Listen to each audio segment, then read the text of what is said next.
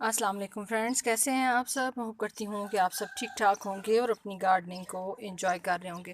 Friends, आज की जो वीडियो है उसके अंदर मैं आपके साथ एक और बहुत खूबसूरत फ्लावरिंग प्लांट की जो सीडलिंग है वो ट्रांसप्लांट करना शेयर कर रही हूँ। ये जो आप बहुत खूबसूरत पर्पल भी नहीं कह सकते, थोड़ा सा मैरून लीफ वाले या रेडिश टोन में मैरून लीफ वाले जो प्लांट देख रहे हैं, ये क्रैनबेरी हिबिस्कस है। थोड़ा सा इसका नाम जो है वो मेरी ज़बान पे आ नहीं रहा, लेकिन ये है कि मैं टाइटल में लिख दूँगी तो फिर आप लोग जो है वो उसको देख लीजिएगा।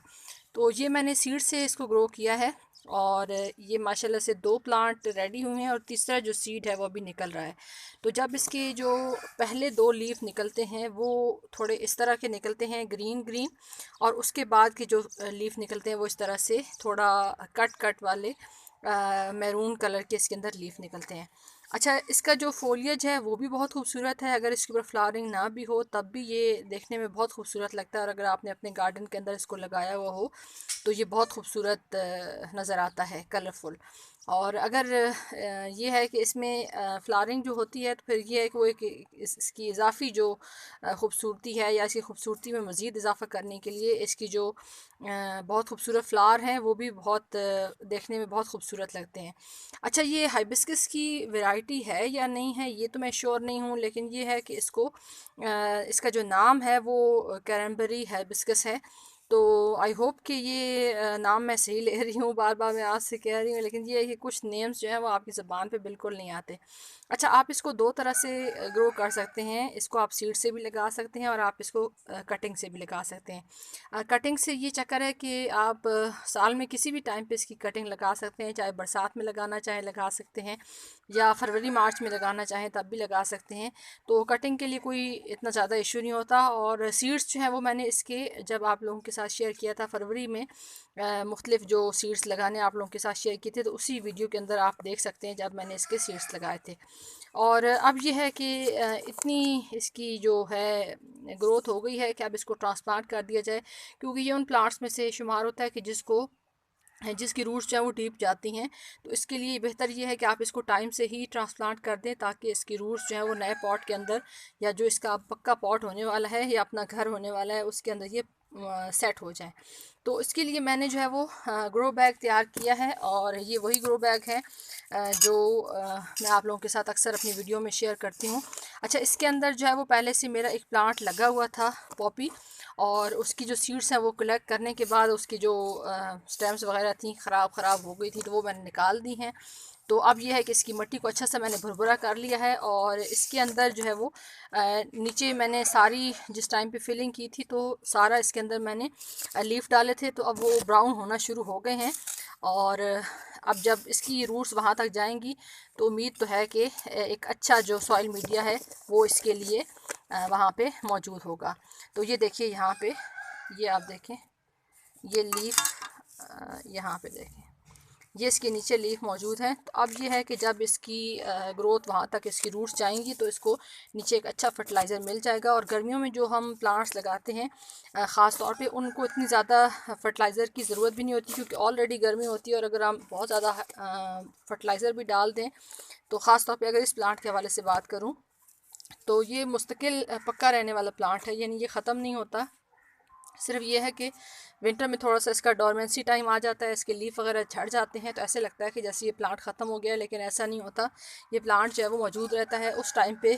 आप ये है कि इसकी हार्ड प्रूनिंग कर सकते हैं, या इसकी जो कटिंग्स वगैरह उस टाइम पे आप लगा सकते हैं, कि उस टाइम पे आपने इसको सेव करने का एक तरीका ये भी हो सकता है कि ढेर सारी सी कटिंग्स लगा दें, ताकि हमारा जो प्लांट है वो अच्छे से चलता रहे।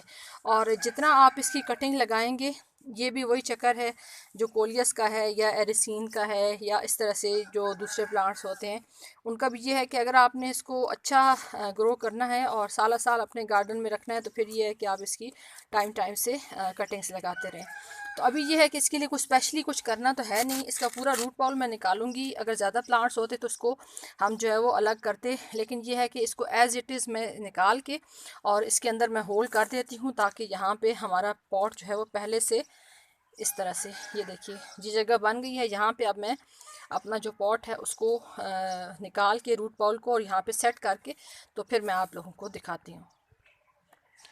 तो ये देखिए माशाल्लाह से इसके रूट्स और नीचे जो मैंने सारा डाला था कोको कॉयर, वो ज़ाहिर है जब हम पानी देते रहे हैं तो वो अच्छे से इसके अंदर जो है वो हमारी जो सॉइल है वो भी सॉफ्ट हो गई थी और रूट्स भी अच्छे से डेवलप हो गई हैं, आप देख सकते हैं। तो ये सिर्फ आपको दिखाने के लिए मैंने किया है कि इसकी रूट्स जो हैं वो इतनी डीप जाती हैं, ताकि आप जो जब भी इसको कोई भी पॉट ऑफ़र करें तो वो थोड़ा सा गहरा पॉट होना चाहिए। तकरीबन 12 से 14 इंच का पॉट जो है वो इसको आप इसके लिए इस्तेमाल करें, ताकि जो रूट्स हैं वो अच्छे से डेवलप होती रहें और प्लांट को किसी किस्म का स्ट्रेस ना मिले।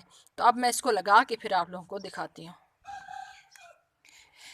अच्छा, आप लोगों को ने अगर पहले से मेरी वीडियोस देखी हो तो आपको आइडिया होगा, ये प्लांट मैंने इससे पहले कभी भी नहीं लगाया, फ़र्स्ट टाइम लगा रही हूँ। तो अब इस दफ़ा जो इस प्लांट को लेके चलूँगी वो मैं इसकी मर्ज़ी के हिसाब से लेके चलूँगी, और थोड़ा सा इसको मैं ज़्यादा तकलीफ़ भी इस तरह से नहीं दूँगी कि ज़्यादा धूप में रखने की वजह से अगर ये प्लांट मेरा ख़राब हो जाए, क्योंकि मेरे पास अभी ये फ़र्स्ट टाइम ग्रो हुआ है, तो मैं नहीं चाहती कि प्लांट को किसी किस्म का प्रॉब्लम हो और ये प्लांट मेरे पास ना चले।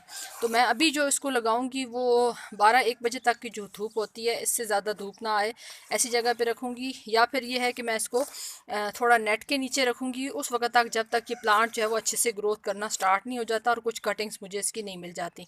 क्योंकि अगर आप इतनी छोटी सीडलिंग को फुल धूप के अंदर रख देंगे, और गर्मियों की धूप ख़ास तौर पे, तो वो बहुत ज़्यादा इसके लिए जो है वो नुकसानदेह हो सकती है कि छोटी छोटी सी सीडलिंग है। तो इसको अभी जो है फ़िलहाल मैं 2 से 3 माह के लिए ऐसी जगह पे रखूँगी जहाँ पे इसको थोड़ी बहुत धूप मिले, क्योंकि ये मुझे पता है कि जब इसको फुल धूप मिलती है तो इसका ये जो फोलिएज है ये बहुत ज़्यादा खूबसूरत हो जाता है। लेकिन ये है कि अगर इसको मैं थोड़ा सा शेड में, ज़्यादा शेड में नहीं रखूँगी, ज़्यादा शेड में रखने से ये होता है कि इसकी जो लीफ हैं ये ग्रीन ग्रीन होना शुरू हो जाते हैं और इसके अंदर जो ये रेडनिश है या ब्राउनिश कलर है ये ख़त्म हो जाता है। लेकिन ये है कि मैं ज़्यादा इसके साथ रिस्क भी नहीं ले सकती, दरमियाना सा जो एरिया है मेरे गार्डन का वहाँ पे रखूँगी ताकि धूप भी मिले, लेकिन ये है कि मुसलसल धूप से भी बचा रहे और थोड़ा शेड भी इसको मैसर आए। तो अभी इसको मैं पानी दे देती हूँ, और आई होप कि वीडियो आपके लिए हेल्पफुल साबित होगी। अगर आपको भी ये प्लांट कहीं से नर्सरी से मिलता है, क्योंकि हमारे यहाँ पे नर्सरीज़ पे ये प्लांट अवेलेबल नहीं था, तो मुझे सीड्स मिले थे तो मैंने सीड्स लगाए हैं, तो अल्हम्दुलिल्लाह ये प्लांट मेरे पास ऐड हो गया। तो अगर आपको कहीं से इसके सीड्स मिले तो सीड्स लगा दें, और अगर आपको कहीं से इसके प्लांट या कटिंग मिलती है तो आप कटिंग भी लगा के इस प्लांट को अपने गार्डन के अंदर ऐड कर सकते हैं। तो वीडियो अच्छी लगी हो तो वीडियो को लाइक कर दीजिएगा। अब आगे आगे इस एक्सपीरियंस को लेके मैं चलूँगी, अगर इसके ऊपर किसी किस्म का कोई पेस्ट का अटैक हुआ तो मैं तभी आप लोगों के साथ शेयर कर सकती हूँ कि आया इसके ऊपर कोई पेस्ट का अटैक होता है या नहीं होता।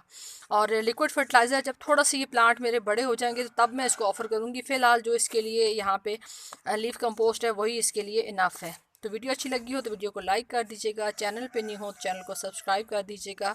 और अभी मैं इसको पानी देती हूँ। आप सबकी वीडियो देखने का बहुत बहुत शुक्रिया। अपना ख्याल रखिएगा। अल्लाह हाफिज़।